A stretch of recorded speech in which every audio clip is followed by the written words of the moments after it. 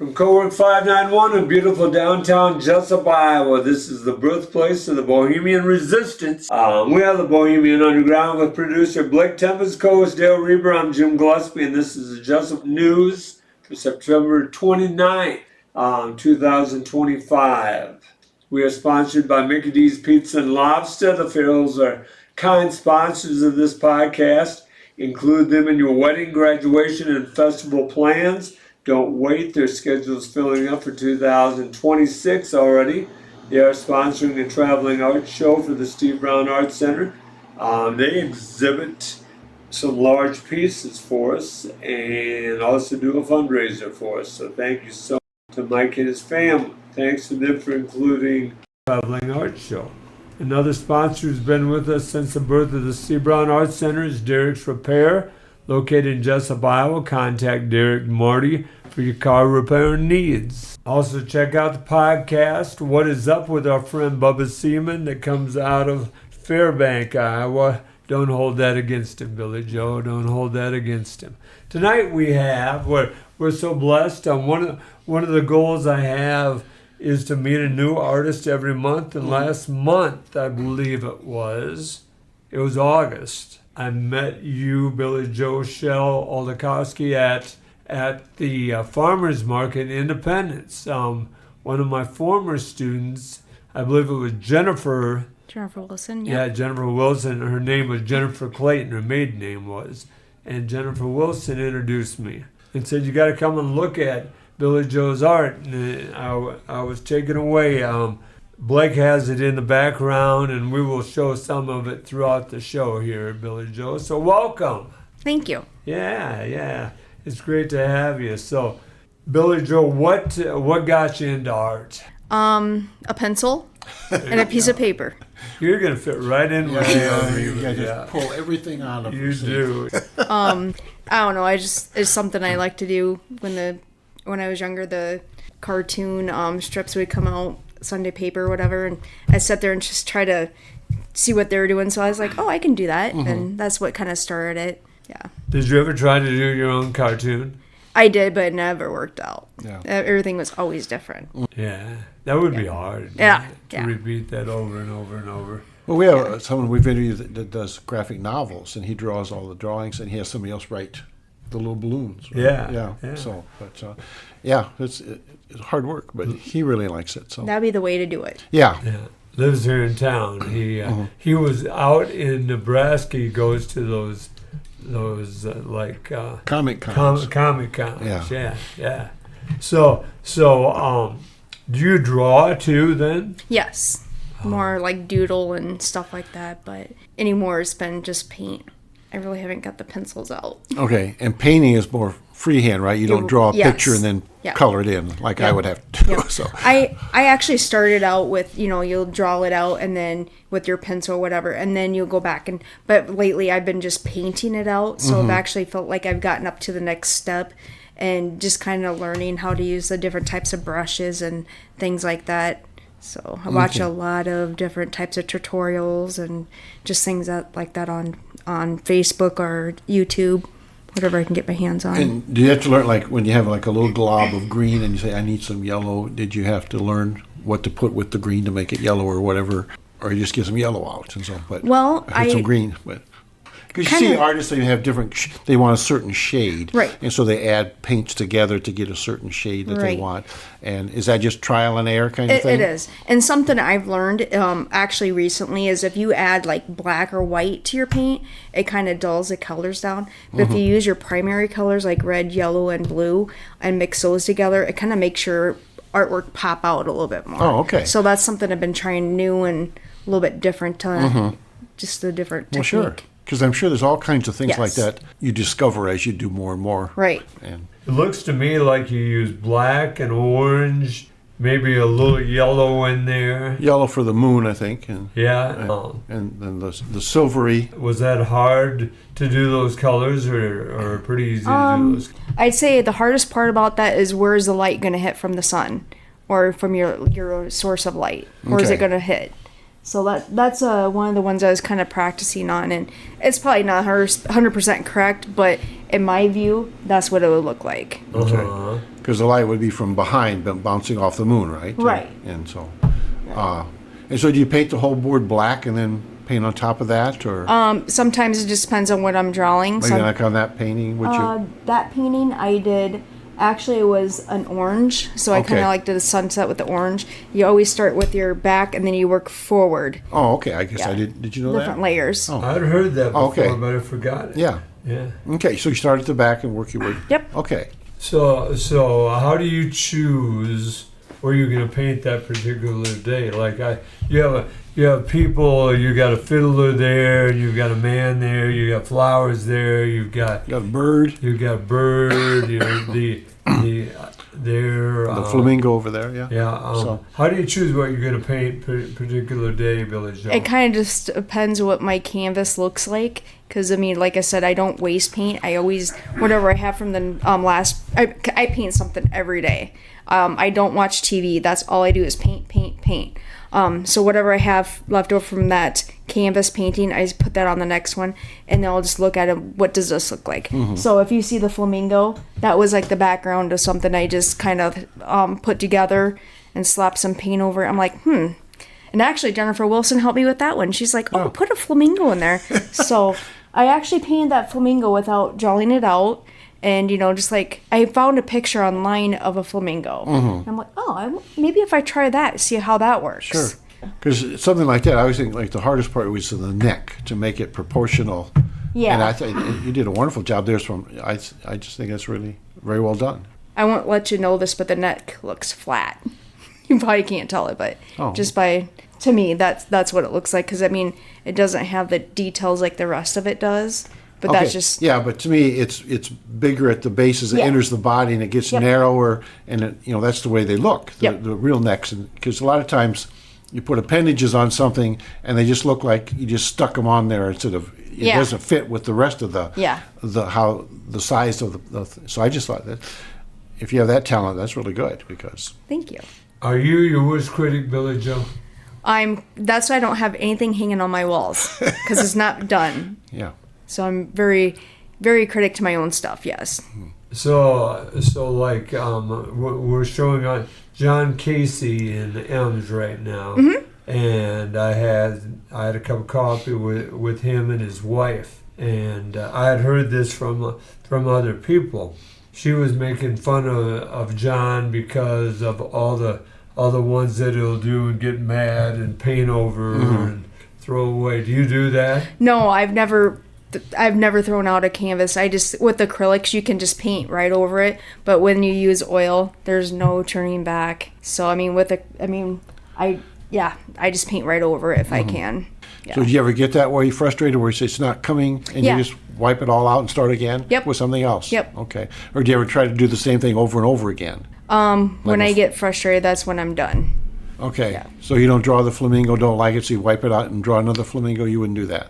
No, okay. I'm just, if I get very, very frustrated, I'm done. Mm-hmm. That's not the reason why I'm painting. The reason why I'm painting is because it's like my outlet. Sure. I just want to focus on something else, and if I get extremely just frustrated, I'm done. Okay. Yeah, because why have a hobby that makes you miserable? Right. Yeah, right. Okay. So where do you paint your house? I have a tiny little craft room downstairs, but it's more like a storage room. Oh, really? That is small, yeah. Yes, so that's where I mainly do the paintings, but I also do, I paint in the bars. I have some relatives that own some of the bars around in the Black Hawk or Cedar Falls area, and just kind of bounce around there and just do little painting parties and stuff for friends and people that are just interested to come out and paint. Mm-hmm. So, like, I'm signed up, and I don't have the date in front of me, but I'm signed up to come to, I believe it's called Woohoo. Yeah, up in Maynard. In Maynard. Yep. What's the date in that? That's November 2nd. November 2nd. Dale, you want to go with me?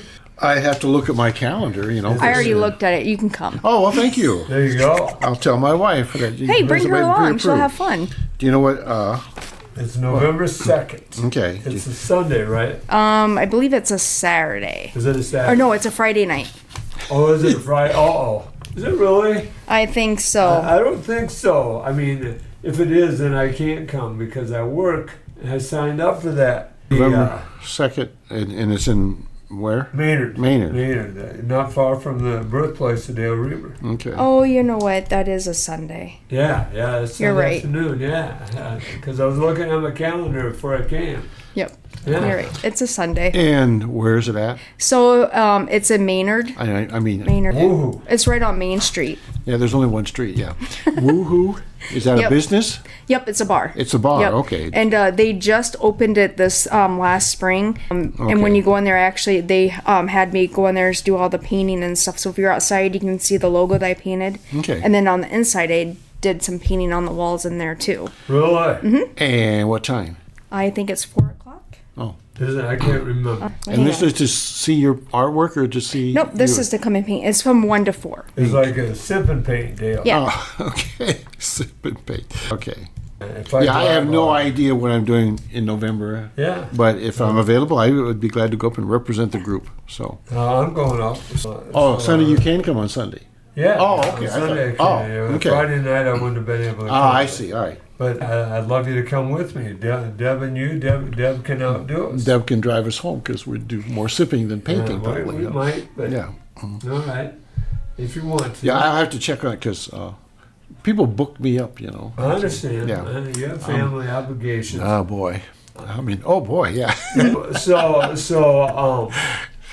Let's say 10 paintings you do. How many of them do you paint over and start again? There's 365 days in a year, right? Mm-hmm. I for a while there, I was doing a painting every day. I probably painted over 10 of the paintings I've had.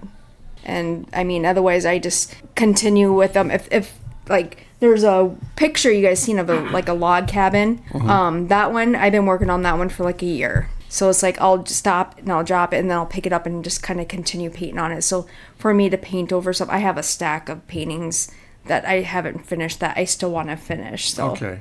just to improve them. Yeah. You know, I'd like to introduce you to Barb Prawl. She was our first artist that we had for the Steve Brown Arts Center. She's a 93-year-old artist down in Marion, and her house is her studio. It's her classroom. It's her shop, and she is amazing. She paints. She works on 3 pieces a day. Doesn't finish them all, but works on them all. I'd like you to meet Barb. Barb, Love you. You would enjoy that. Someday, maybe your husband and I, and you can go down there. There's another artist that works at Gedney's that is joining us. We will talk about the Gedney's show here. We're doing another Gedney's show. Her name is Lily Johnson, and she just graduated from UNI last year. And she's very good, and I'd like her to meet Barb too. And she works in Gedney's. Okay. So maybe someday, we have an opportunity, we'll go down there. Definitely. That sounds. Have you sold a lot of your pieces? Do you want to sell your pieces? Probably the biggest reason why I need to sell them is because I need to make more space for. That's what I was wondering. Yeah, you have to be running out of room pretty soon. Yeah, I mean, I just love painting, and usually I don't mind just giving them away. Sure. But then I gotta realize, that's where the source is coming for me to be able to paint more. So that's one of the biggest reasons why I am selling. Sure. it. Yeah. I mean, I feel like this was a gift, and I just like to share it with whoever I can. I don't know if you guys ever been out to United Medical Park. I actually paint their windows out there. Oh, do you really? Yep, and that's all volunteer. So if you ever get a chance, you have to slip out there and Okay, and where's that at? over off of I think it's Ridgeway. Okay. Oh, down towards the highway. Okay. Yeah. Yeah.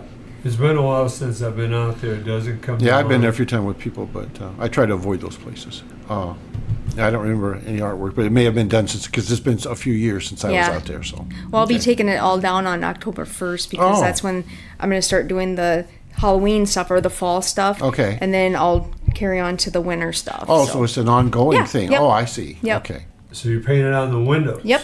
And then it's just gone forever, and you have Yep. to do something new. Oh. Yeah.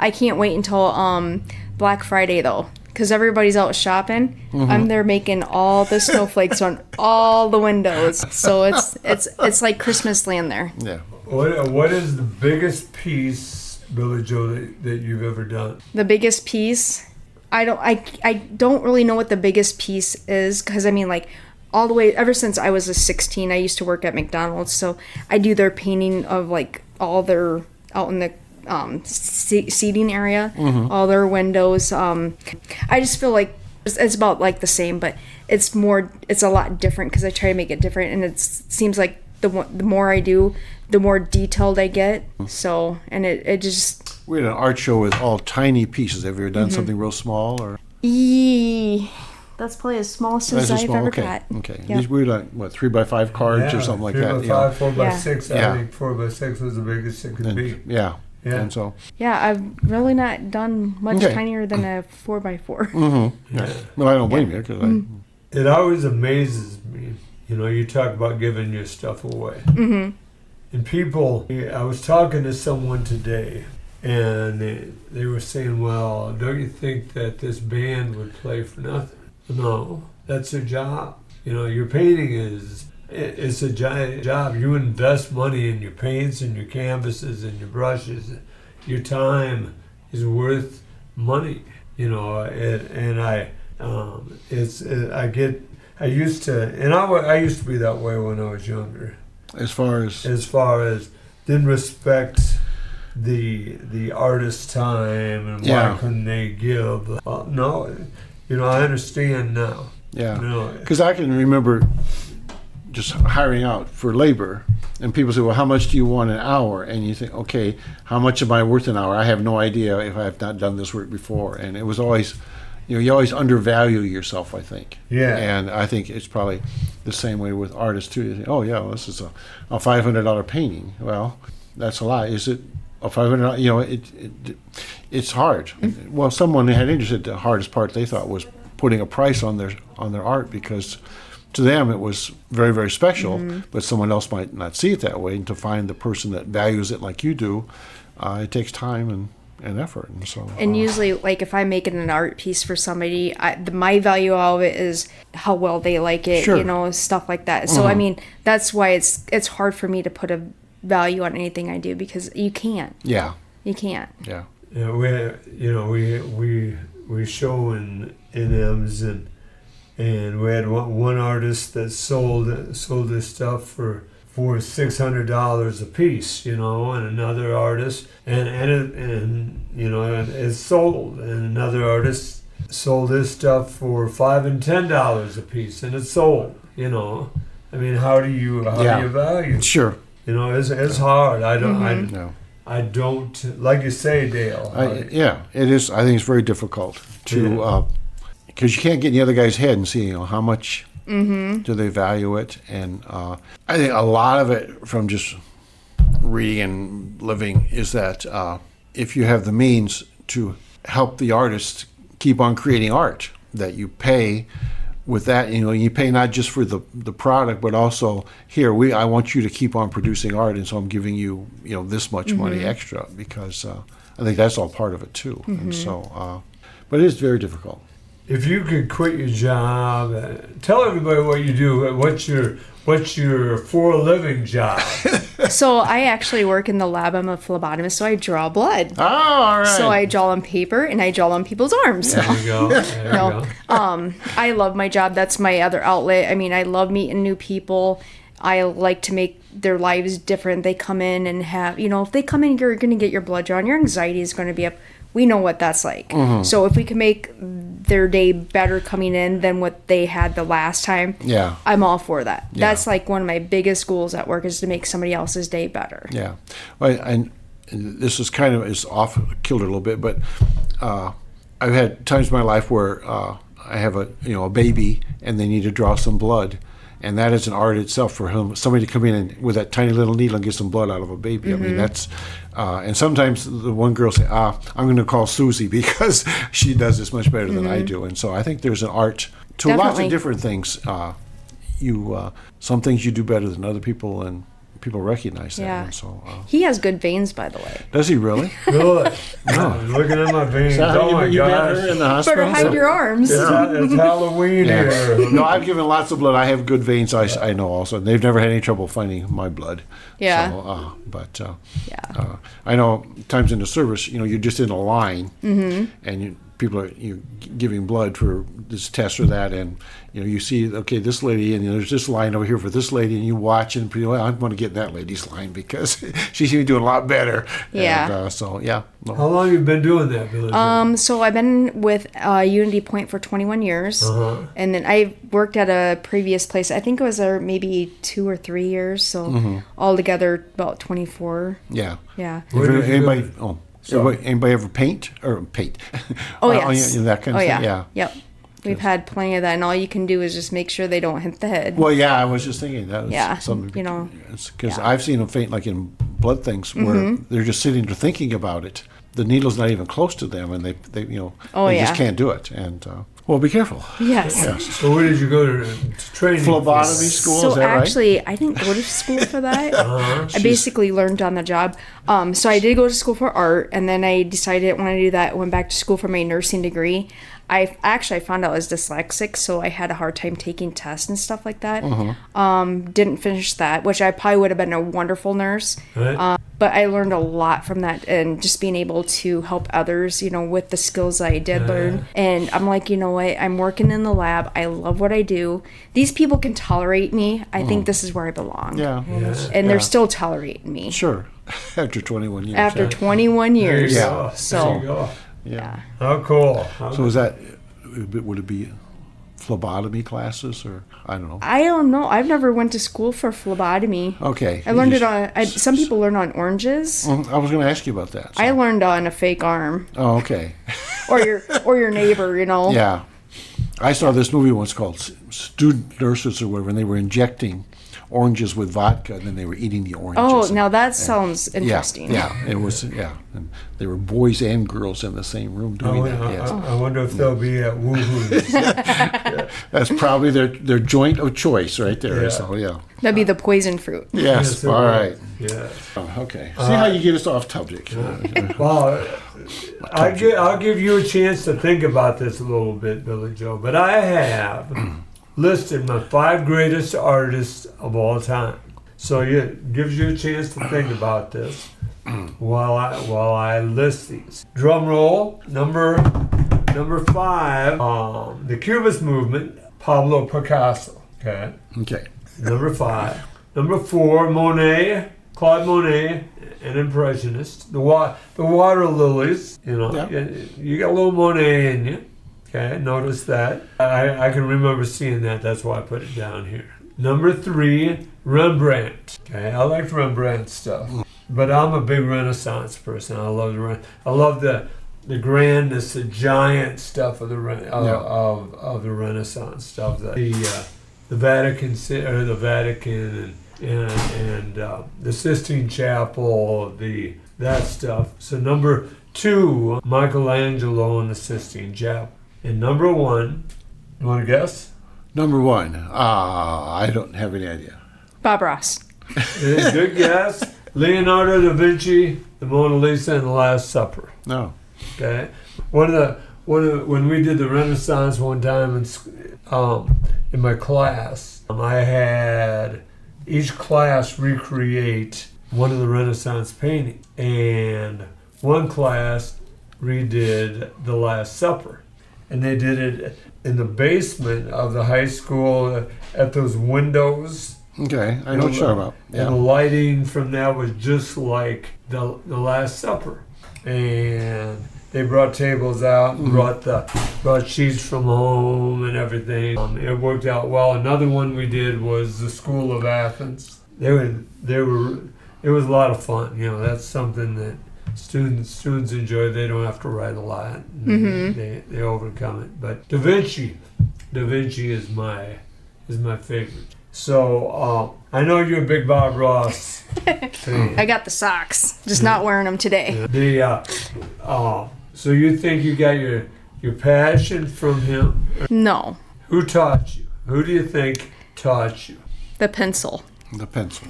And the paper. No, I mean, it's just, when I was younger, I mean, that's just something I picked up, and I just to draw. I just like to do it. I felt like I was in my own little world, and I mean, anywhere I go, I had a bag. It had all my pencils and paper and just whatever I needed. So, did you get in trouble in school for drawing when you should have been doing something else? Yeah, okay. I was yes. That's true. Yes. That shows. Yep. Yes, you were willing to risk it all for your bet. art. So, do you have your first painting you ever did? I have the one I did from high school. It was a Wayne Gretzky, or I think it's Gretzky, Sure. the hockey player. Yeah. But that's probably like the first one I ever did, and that's the only one I ever kept. So before we forget, I gotta ask this question. Tell us about your family. So your husband, tell us about your family. Well, I have a husband, and then we have 2 kids, Jacob and Anya. We adopted them when they were just babies. Okay. Anya was 3 days old, and Jacob was 10 months old when we got them. Did you get them at the same time? Or? No. Oh, okay. No. We went through foster to adopt. Sure. Mm-hmm. So. Yeah, okay. After we got Anya, they're cards. They're wonderful kids. But after we got both of them in the house, our hands kind of got full, and we decided, you know what, 2 is enough. Yeah. So I mean, we'd love to have more, but there's. How old are they? They are Anya's 13, and Jacob is 15. Okay. So Anya, she's a special needs child as well. So just making sure that they get whatever they need is one of our biggest things. So. Do you have rules in your house, like when Mama's painting, she doesn't want the phone call or doesn't want anything, or is that no constantly interrupted? Or so this is how it goes. If I'm upstairs and I'm having a conversation with my husband, my daughter will come and say, "Mom, what are you doing up here? You're supposed to be downstairs painting." I'm like, okay, I guess that's my cue. That's how I get out of watching TV and stuff like that. But usually that's how I get down there. But when they're watching TV, I'm painting. Yeah, that's just the way it is. Well, that's good. And where did they go to school? They are both Denver school Anya, she goes to the Waterloo schools, and over there to Central. They have a wonderful class that she's in, and help her with all of her needs. That's good. Good. Yeah. So what's your husband's first name again? Jason, yep. And he works for Deers. He's been there probably just as long as I've been at Allen. Okay. How'd you guys meet? That's another story and a half. I don't know if you know what clogging is. I also clog. I've been doing that ever since I was 5. Of course you do. Yeah. All right. One weekend I was going down to Des Moines to fill in with the Omaha Cloggers from the Air Force Base. I had some friends that were dancing there. I know them well, yes. Yeah. The Air Force Cloggers. Oh, yeah. Awesome. I'll see your shoes later. We'll have a clog off. Oh, a clog off, yeah. I keep thinking how to wear those wooden shoes like the Dutch people wear, but some of them do, don't they? Yeah, some they of them make a lot of noise. They do. They're very noisy. Okay. My parents don't like it. No. I'm sure not. No. But we went down there one weekend to Des Moines, and I didn't know he knew my cousin from school. So my cousin and I went out to a bar, and we basically met out on the dance floor. So we do a lot of swing dancing, country line dancing, But he's not a clogger, though. No. That would be too much to ask. No, there's no clogging coming out of him. So all right, I've got here's a secret. All right. Secret of the Steve Brown Art Center. By the way, this Steve Brown Art Center podcast network, and we're here with Billie Jo Oldakowski. Billie Jo Schell Oldakowski. Forgive me. Oh, you're fine. The every woman that I've ever dated dances well. Oh, do they clog though? They don't clog. I'll see there. That's why it never worked out. Well, I can't dance to save my life. I can't either. Does your husband dance, and is he a good dancer? He is actually really good at I like doing the swing dancing and stuff like that.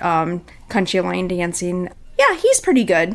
Oh, okay, with good for him. Couple dancing. We've taken swing dancing or ballroom dancing and stuff like that together. So just waiting to get back into that. It's good. How's your dancing, Mr. Rueber? I do the Hazelton Shuffle. And what is that? That's where you hold the girl by the hand, you put your arm around her waist, and you dance that way. Okay. Yes. So there's no two-step or three-step? Or? No, you just kind of move with the music and you stand or sit until the slow song comes on. Then, would you like to dance? But then when the fast song comes on, well, you need a drink or something. So but okay. I was too self-conscious to do the rockabilly, shakeabilly kind of stuff. Right. And I can't remember we took. Pat Wimblade had a thing it was at the Methodist Church about line dancing. Yeah. I just can't learn one step after another for some reason. I don't know I struggle why, with that but too. I just. Pat was a long-time physical education teacher. Mm-hmm. Yeah. I'll give you a tip. Okay. Be in the front row. Yeah, well, my tip is don't do that sort of thing. So I'm perfectly happy not being able to dance very well. So you said you painted bars and stuff. Now, I'm sure you don't just wander into a bar one night and start painting. Oh. Explain that process and what you have going on. So basically, a couple of the bars, they'll kind of host it, and they'll put it out on the internet saying, hey, we're going to have me come and do like a wine or like a sip and paint. People just kind of show up, kind of RSVP, and then whoever shows up, I have a couple paintings we'll do, and whatever they want to paint. If they want to go off on their own, they can, and we kind of just paint the same thing. Each painting that we do is usually about in a 2-hour frame. Okay. So if it takes longer than 2 hours, I have everything prepped and ready to go, so it'll be done in that 2 hours. Okay, so you're going to get me through it in 2 hours. You bet. Okay. All right. Yep. So the artists at the beginning, are they the same as when they're at the end of the 2 hours? Well, usually by about 3 drinks in, everybody's confidence is boosted up, so we're all at the same level at the end. So and you give little hints, I'm sure, and help them out if they're having trouble. And usually I don't think there's not one canvas I've never touched. I'm usually helping somebody, or they don't want help. They just kind of like, nope, I can do it. Yeah. We've had some wonderful people that have come and just kind of done their own thing, and I'm just like, hey, I'm learning something new from you. This is really neat. How did you go about it at that angle? Yeah. So. My wife has done that a few times, and I think, but she wasn't. It was like at a craft store or something. Mm-hmm. It wasn't in a bar. So her actually, some very nice, like a Halloween thing and a Christmas thing. She and her sister would go, and that was an activity they like to do. And the reason why I'm actually doing it at the bars right now is because I'm actually in the process. I want to be able to open my own studio, so I have more room to be able to work on more canvases and paint more stuff. Sure. And be able to do more stuff I want. But until then, I'm kind of, the bar's kind of like I didn't think it was going to go this way, but it's actually working out very well, and it's fun. And I don't have to worry about having like the liquor license and things like that. Yeah. So okay. So like, I'm sort of struggling. Like, most bars don't have an area where people come in and paint. How do you set up? So sometimes if the lighting isn't very good, I try to bring in lights just to make sure the lighting's really good. Whatever they need, we try to bring in with us, all the supplies and stuff. So Like in a booth area, kind of, or a dance floor, or more women than men, or yes. Yeah. But usually we have people that like to come out on date nights, and it's a lot of fun. Okay, they'll do it together then. Oh yeah. Oh, okay. So like if they want to do like a tree, one will do it this way, the other one will do it this way, but the trunks meet up. It's very interesting and very neat. Oh yeah. Interesting. Yeah. I never would have thought of that, but that would be a neat date night. Good though. Sure. Well, we don't go crazy about this, but I was thinking about younger people, that are just trying to get along. Yeah. Meet up and say, she can call home and say, Mom, this guy asked me to go to the bar with him. Oh yeah, well, we're going to do painting. Oh, okay. I don't know. It's a different thing to do on a Sunday to, at the bar, Yeah. Well, I'm sure dating has changed a lot in the last 50 years. So, yes. Yeah. They do it all online. Oh, do they really? I don't know. What is, what else do you have coming up besides, we talked about Maynard, November 2nd. What else do you have going on? So I got Moe's this coming weekend, and then the following weekend. So this Woohoo's, is that a relative of yours also? Yes. How many relatives do you have that own a bar? My mom and dad have 8 brothers and sisters on each side. So and they're all into the liquor business? Wow. No. So this would be more like a second cousin. It's my mom's first cousin's daughter. Sure, so, okay. Yeah. All right. So this weekend, it will be at Moe's, and then... Moe's, where's Moe's at? Moe's is in Washburn, And then actually the following weekend is my 21-year anniversary of being married. So I'm not doing anything that weekend. Happy anniversary. Thank you. Congratulations. 21 years, that's pretty good. That's with the same guy, right? Yep, same guy. And then October 8th, I'll be down in Shellsburg Library. The 11th, I will be at the downtown Waterloo Falls. I think it's like their Fall Fest. I've never done that before. So it's kind of like a craft show kind of walkthrough thing. And then on the 17th, I will be at the store, which is in Dunkerton. That one's starts at 7 o'clock. And then... At night, 7 o'clock at night? Yep, 7 o'clock at night. The store? Yep. That's a bar. So what they did is the bar that was in Dunkerton, they kind of bought it and then they kind of just remodeled it and stuff like that. So it's a nice little homey bar. We have a bar for sale here in Jesup if you have another relative that wants to get in the business. I will have to let them know that. Yeah, because they might want another one. Well, sure. We're getting lonely here. On the 6th, on the 6th, 17th, I'll be in, we already said that one, didn't we? Well, you're really busy, though. I am. That's amazing. And then the 18th, I'm having like my friends that kind of help me with the paintings. We're just going to get together and do like our own little Halloween painting party. Well, sure. And so hopefully everybody will dress up. I was kind of suggested to do like a Bob Ross theme. So, the hair and everything. Yeah. You would work perfectly with the hair. He's got a wig. I did. Last year I Harpo did March. Harpo March. Yeah. That's now you can use the awesome. same wig, I think. Yeah. Pretty close, yeah. So basically, I'm scheduled all the way up until like November 2nd. Wow. Of this year. And then, I mean, I'm starting to get like little parties here and there. People, like people, the companies that wanted their office to do like team building, stuff like that. And just little things like that. So, and how do people, if they want to go, you have a website or how do people? Right now, I just do everything on Facebook. On Facebook, okay. Or I have like little cards that has, guided painting by Billy, and then it just has my number. And okay, guided painting by Billy. Yep. Okay. Yep. So they can go to Facebook to Billie Jo Schell Oldakowski and find you. Yes. Couple other questions. We'll get you out of here. You mentioned you're saving for a bigger studio. What do you want to add on to your house or what? Well, our goal is to be able to build a 2-story shed, so it'd be like 3 stalls long and then 2 stalls deep, and the whole upstairs would be my new studio. But depending on like the zoning, just what in our area, since it's a housing area, you gotta make sure it's okay with your neighbors and stuff like that. So I mean that's something that's kind of been thrown up in the air. I don't want to disturb the neighborhood. Right. Yeah. So, but it's more or less for me, so I can do more art stuff. And you're in the Denver? It's a Waterloo address, Denver School District. Okay, so it'd be the Waterloo people you'd have to work with. Yeah. Okay. Yep. The Waterloo Housing Board, is that the group? Well, it'd be the zoning. The zoning. If it's a city, if it's city limits, it'd be the zoning. Yep. So I have like the builder's permit and all that stuff. So. And if you have one of those association things, okay, they're the people you have to work with. It's the homeowners association, right? And traditionally, they're hard to get along with. I have wonderful neighbors. Oh, do you really? I do. Oh, well, congratulations! Yeah, thank you. You must be a nice person. I try to be. Yeah. Well, I think you're succeeding. So well, thank you. You're welcome. My housing board is a group of Amish people. No, if you don't grow a better beard, they're going to kick you out of the neighborhood.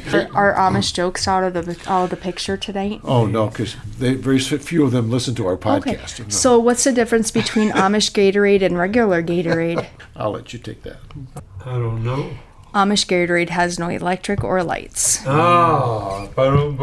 See? She's a wonderful person. She fits right in. Yeah. I only have one more Amish joke. Oh, okay. Well, go ahead. What goes clippity clop, bang bang, clippity clop, bang bang? Okay, I've heard this before, but I cannot remember. An Amish drive-by. An Amish drive-by. All right. Interesting. Is there anything that we haven't asked you that you'd like to share with us? No. All right. I can think of. Billie Jo Schell Oldakowski. I struggle with that name. Dale knows I struggle with names. Well, she's not the big brass band Oldakowski music program or something. Yeah. No, it's been very fun. I'm glad you came. Yeah. So thank you very much. Yes, Thank you thank you. much. This is T. Brown Arts Center Podcast Network, and we're back. We had Billie Jo Schell Oldakowski with us. And Billie Jo who? Billie Jo Schell Oldakowski. And she doesn't know the brass band. Dale, But her name is Oldakowski. Oldakowski. Yeah. Who knows how to do that? Oh, Oldakowski knows how to do that. So she does. That's quite a name. It is. Well, Dale, the title of our program is Jesup News. What do you have for it? Well, I don't have any Jesup news. No. Well, I was going to talk about several different things today. And I made a little list here. September 21st was Sunday, S-U-N day, okay? Okay. And then there's an article written about it, and it's talking about God. If God wanted us to have unlimited free energy, what would he have done? He'd have made every day Sunday. I don't know. He'd have put a giant fusion reactor in the sky. Well, he did. He did that already, didn't he? Yeah. Okay, so if God wanted us to have unlimited free energy, he'd have put a giant fusion reactor in the sky, and that's what he did, and that is the sun. Not only is unlimited energy streaming towards us from the sun, we have decreased the cost of harvesting that energy via solar panels by astonishing 97% since 1980. So if you put in solar panels in 1980, it's 97% cheaper now to do it than it was then. Wow. Solar energy has become the cheapest source of power on Earth. And breakthroughs in our ability to store solar energy with the new batteries they have now means that the sun can meet our energy needs even at night, and that technology is only improving by leaps and bounds. Another reason to celebrate Sunday is our star's role in providing us with a second major source of cheap, clean energy, and that is wind. And how does the sun have an effect on wind? Do you have any? Remember your elementary science? Go on. Okay, well, the ground warms at a different rate than the water does. And so the hot air rises, it pushes against the cold air, and so you have wind. And by differentially heating the Earth's surface, it produces ubiquitous wind belts where enormous amounts of electricity can be captured by turbines. The cost of wind projects has dropped by 50% in 20 years. In the U.S., turbines can often outcompete the cost of gas-fired plants. But here's the problem. There's always a problem. The Trump administration has drastically gutted research investment in renewables, killed the rollout of major clean energy projects, and eliminated tax benefits for clean energy uptake. Their claim is that we will achieve energy independence and financial rewards by drilling for fossil fuels. Setting aside the fact that fossil fuels are named by virtually every top-level climate scientist as the major cause of the accelerating disruption of our climate, and the widespread suffering and financial losses that have already begun and will continue to get worse, this turning away from the advantages of the sun makes absolutely no sense financially or otherwise. These policies will not only lead to higher monthly utility bills in the end, they forfeit our opportunity to establish America as a world leader in renewable energy technologies, and China is continuing to solidify its position as the preeminent global supplier of renewable technology, depriving the U.S. of billions of dollars in profits. It is incomprehensible that we would put all our focus on trying to squeeze some more dollars out of dirty and outmoded 19th century energy technology, while China cements its role as the greatest energy innovator and captures the world market. This divorce from the benefits of the sun will hurt all Americans. In exchange for reaping some short-term profits from fossil fuel expansion, which will mostly benefit a handful of big oil investors. And to me, that's why all these things against solar energy and wind energy are up, because a lot of people have a lot of money invested in oil, and they don't want to admit to climate change. They don't want to admit to anything that would negatively hurt their making money, and that's too darn bad. The ultimate devil's bargain is fossil fuel pollution and the complete loss of any kind of global leadership in the future of energy. We need, in my view, and also this author, to commit our nation to finding even better ways to honor the sun's life-sustaining, economical, and inexhaustible gifts for the sake of all our future. And this was a man named Tom Christofiak, and he lives in Fairfield, and he's an engineer. And so he wrote this article for the Des Moines Register. Full disclosure, I guess I have 22 solar panels on my house. Mid-America sells me electricity, and I sell my electricity back to Mid-America, and we trade it back and forth.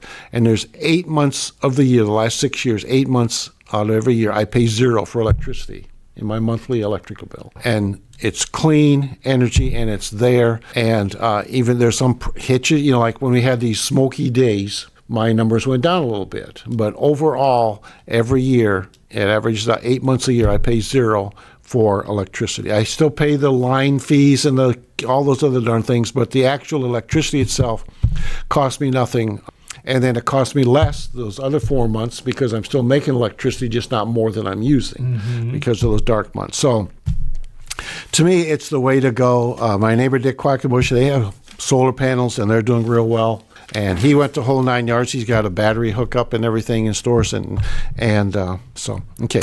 I know we're running short on time. You have a question, or I have one more a different thing. So do you, for the listening audience, do you have to pay to get those solar panels put on your house? Oh yeah. It costs money, but right now there's tax rebates. So the total cost for me was just a little bit more than half, because I got more than half my money back from tax rebates, and it takes a few years. You got to have that initial money up front, and it takes a few years to get it back. And I changed some things, so I can't give you numbers like I'm, this far ahead or whatever. But I know that a lot of months I pay nothing for electricity, and so over time, and they last a long time. Okay. I want to talk, and another thing I'm upset about is this war against vaccinations, and there's a letter to the editor I wanted to read, and this is also in the Sunday Des Moines Register, the 21st. And this is a man, his name is Stephen Elliott. He lives in Clive. He says, when I was in high school, my best friend Steve's sister got polio and was in a wheelchair the rest of her life. Herbie, the best baseball player in my town, got bacterial meningitis and died. My mother would not let me walk by his house for the next year. I personally got diphtheria and almost died. Public Health put a big red sign on our porch telling people not to enter our home, and we were not allowed to leave. Even afterward, you were considered a social outcast.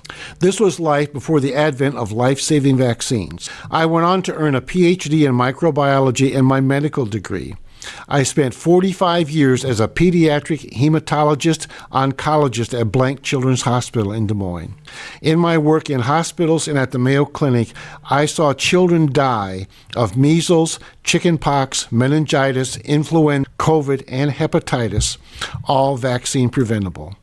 In addition to these deaths, I saw many children suffer from deafness, mental retardation, and paralysis from the same diseases. Not once in my 55-year career did I see a child die from the vaccine, nor did I ever see a child have their life made miserable from vaccination. So please immunize yourself and your children. If you have questions, ask your physician or pharmacist. Nobody should want to go back to the good old days before vaccines. Vaccinate yourself and your children. It will save lives. And every time I see our government officials who are not doctors and who don't read the studies, or who read them and read them incorrectly, stand up there and tell us that we don't need vaccinations, or that autism is caused by vaccines. What are they? And I'm trying to think right now what their new thing was. Tylenol. The Tylenol causes autism, and every major study ever done says that autism is genetic, just like being left-handed is genetic, being red-haired is genetic. There was a girl on the news a couple years ago, she was born, her heart was on the outside of her chest. It was just under the skin. It wasn't under any of the bones. I mean, it's genetics. Things happen when babies are being formed. Things go wrong. And I know it says in the Bible that they're all wonderfully and fearfully made, but we all know that's not the case, that all kinds of things happen.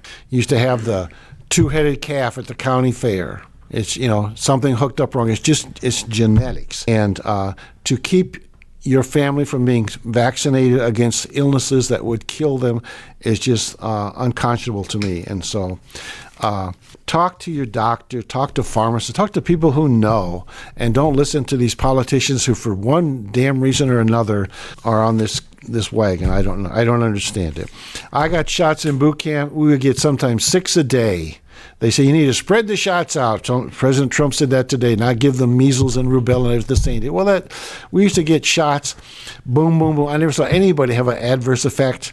You get shots in both arms. You go out and do push-ups in the parking lot so you wouldn't stiffen up, is what they told you, and then you'd be on with your day. So another thing I want to talk about, September 20th was Rapture Day. Did you know that? I hadn't heard that until it was too late.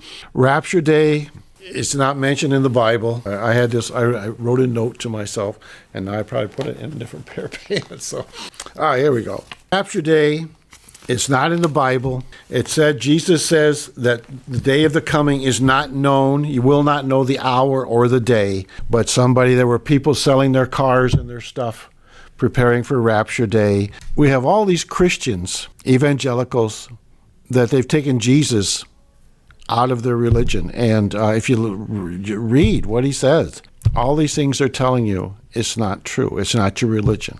Jesus said you need to welcome the stranger and the traveler. It says that in the Old Testament, the New Testament. And what we're doing now is no good. So another sign of the end times, though, is Hamburger Helper is making a big comeback. Did you know that?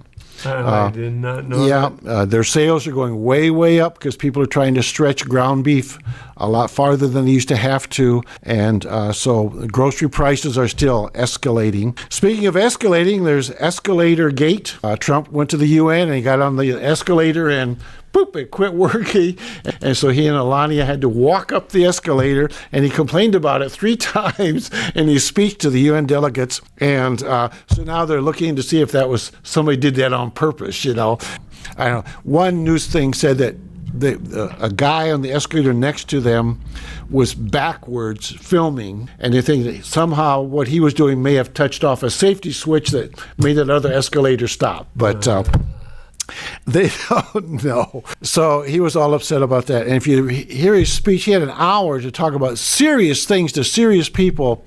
And a big part of it, he was talking about how he had bid on remodeling the UN. And he would have given them marble floors, and it said they had this other stuff that they were walking. Did you know we were walking on this cheaper stuff? And he would have had teak wood instead of plastic banisters and this kind of thing. He talked about how he had personally settled 7 different wars in his 7 months as president, but he could not say the countries or name the leaders or anything. He had an opportunity, he had an hour, and he just wasted it when he just didn't rouse. You try to use those times to gather people together and say, let's go and let's do this, and it just wasted it. I got an email from my pastor yesterday, and she said, Dale, when you get this email, please email me back. I need a favor. Well, it was at 4 o'clock. I didn't see it until like 10 o'clock. And so I emailed her, and she was, I wouldn't be awake, but I said, I just read your email.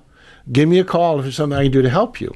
Well, in the morning, Deb was looking at Facebook or something and see where it's a scam, this whole thing. And so I get an email, supposedly from the pastor that morning, and it said, I'm trying to help this family out, and I can't, use the money, so I want you to go and buy a couple Target cards for me that I can give to these people that are having financial problems. So that was the scam, see. So I called her, and she said, she got lots of calls that day, and she's changed her password and this sort of thing, but somehow somebody got her contacts list and sent that email out to everybody trying to make some money. And so there's somebody trying to steal from you all the time. I know I'm going long here, but I was going to ask you a baseball question. Time for postseason baseball. Go ahead. So I got one question for you. In the 1950s, 3 future Hall of Fame baseball players played the same position in the same city at the same time. Can you name those players and the teams they played for? 3 future Hall of Famers playing the same position at the same time in the same city in the 1950s. I'm going to guess they were pitchers. I'm guessing Sandy Koufax, Don Drysdale. I don't remember the third guy. Okay. Well, that'd be wrong. So okay. The position is center field. Okay. The city is New York City. Would have been Mickey Mantle, Willie Mays, and Duke Snider. All played center field. So Brooklyn Dodgers, New York Giants, and New York Yankees. All of them playing the same position.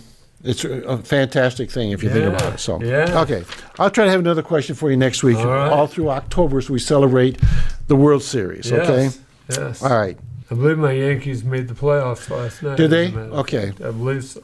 Because Judge has got all these things going, but everybody say he needs a World Series win because he's performed miserably in the World Series so far, which statistically is not unusual.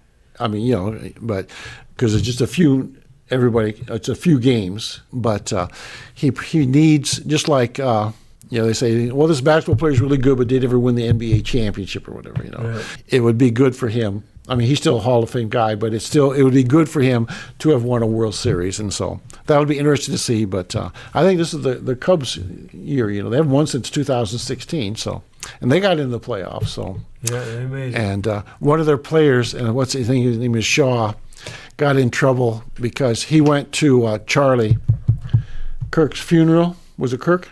Mm-hmm. Yeah, he went to his funeral. He skipped a game and went to the funeral. He's a Cubs player, and the New York Mets announcer criticized him for that. Well, now the New York Mets announcer is in more trouble than the kid. Yeah. The kid that skipped the game, because it was because he's a rookie, and the Cubs had already won a way into the playoffs, and it's baseball. It's not a life-threatening kind of thing, Yes. So now the announcer's in more trouble than the player is. So. All right, that's what I got. I can give you some library things if you want a little later, okay? Okay. All right. This is T Brown Arts Center Podcast Network. Last week I talked about misfits, and I had several comments about I'm a misfit. And Meaning you personally, or they're talking about themselves? You yourself. Okay. Yeah, I am, and I thought about it, and how I am a misfit. I'm proud of it. I fit in. I do. I mean, misfits don't fit in, but I fit into being a misfit. Okay, so you have your group. I do. Yes. Okay. I do. They can't say misfits have no group because. No, but I have this. I have this little essay. I don't fit it. Not neatly, not quietly, not ever, and I've stopped trying. That's the thing, Dale. I've stopped trying. In a world that worships conformity, where success is measured by clicks and likes and curated brunch photos and the ability to nod politely through social numbing small talk, I'm the one scribbling caricatures on napkins, quoting John Prine at dollar poker night and asking strangers about the weirdest dream they've ever had. I'm a misfit. Not because I lack value, but because I refuse to dilute it, Dale. Being a misfit isn't about rebellion for rebellion's sake. It's about refusing to play a role that was never written for me. I've tried. I've worn a tie, smiled through meetings, nodded at PowerPoint slides, but my soul itched. My thoughts wandered in the dusty roads of Iowa to the legends no one writes about.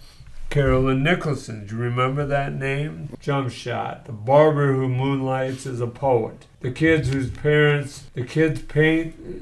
who paints murals on a grain silo. That's where I belong in the margins, in the making a mist and a beautiful bohemian chaos of the overlooked. Fits see the world backwards. Much like Michelangelo kept notes in his journal, we ask questions others avoid. Why does everyone pretend they're fine? Why do we celebrate the loudest voice instead of the truest ones? Why is weirdest treated like a flaw instead of a gift? I've learned that being a misfit means embracing uniqueness. I'm practical and poetic. I love being alone in a crowd. I want to change the world and escape it. I build things that don't necessarily fit to scale. I write essays no algorithm would recommend. Sketch scenes that make people laugh, then cry, then wonder. I do it not for applause, but because it's the only way I know how to breathe. There's power in being an outsider, Dale. Fits aren't bound by tradition. We invent our own traditions. We don't follow trends. We start movements. We don't seek approval. We seek truth. In doing so, we create spaces where others can be real, raw, and radically themselves. Of course, it's not easy. Being a misfit means being misunderstood.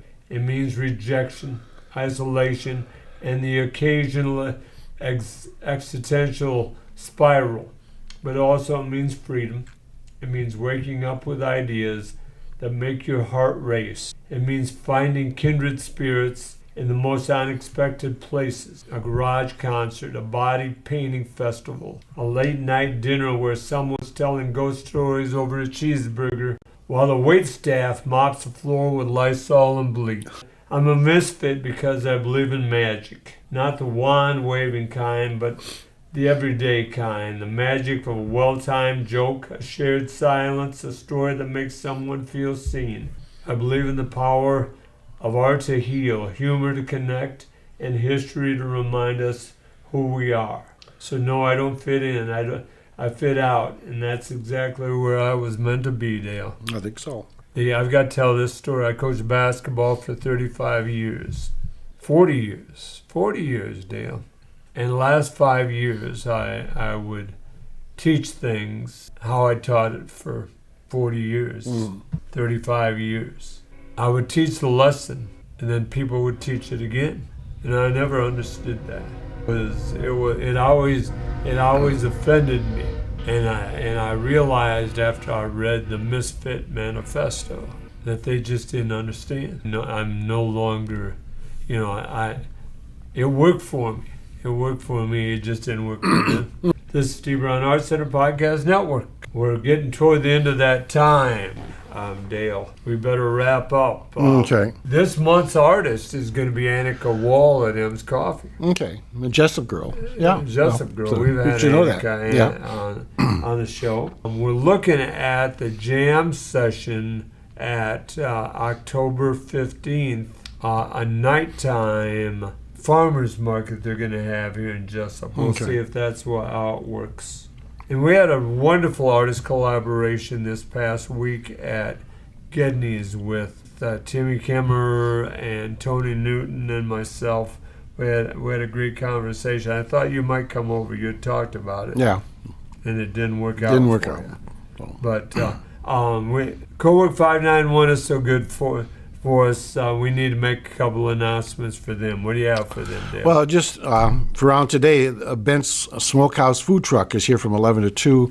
And she has a note here on October the 1st, which is Wednesday. She has a women's health speaker at 6 o'clock in the evening. And she said you have to get more information on that. And so you might want to give her a call here at Cowork 591. The library this week, it just looks like the normal things. Exercise group, the STEM group at 1:30 from ISU is going to be there on Wednesday. And then the story time at 10:30 and the caregiver support group at 6 on Thursday. And the 8 o'clock exercise group again on Friday the 3rd. And so those things are coming to the library. October is close to November. That's election season.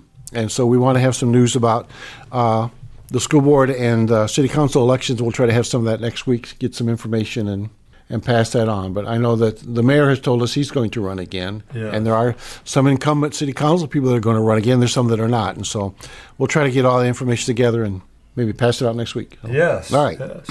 All right. If you'd like to donate to the Steve Brown Arts Center or have an idea for an event, go to the stevebrownartscenter.org and follow the link. If you have news or would like to sponsor us, email us at jim@stevebrownartscenter.org or call 319-290-0241 and leave a message. I'm Jim Gillespie with co-host Dale Rueber and producer Blake Tempus. Our thanks, as always, to Kelly C. Haas and Cowork 591 for hosting us and sponsoring us. Thanks to Billie Jo Schell Oldakowski for being on tonight. And thanks to the audience for bringing these stray dogs into your life. Remember, each day is about little victories.